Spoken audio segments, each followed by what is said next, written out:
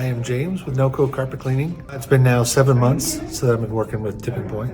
I enjoy the fact that we have a monthly meeting. I know what is happening, what's changed. I know where my website is trending. I know where my Google reviews are trending. Where before I hired Tipping Point, it was all guess. I had no idea what was going on in the background.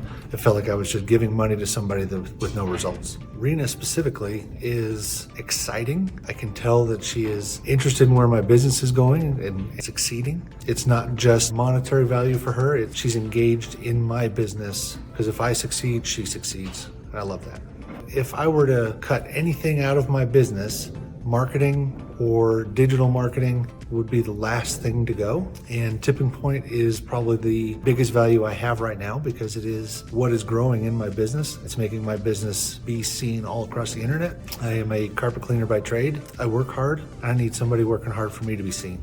I've now become a namesake in several households, and I think that's a big part of it. I've got several customers that are using a scheduler right off my website. I'm getting more form fill-ins. I used to get maybe 1 or 2 a month, and that was just a lucky guess, but now I'm up to about 10, 15.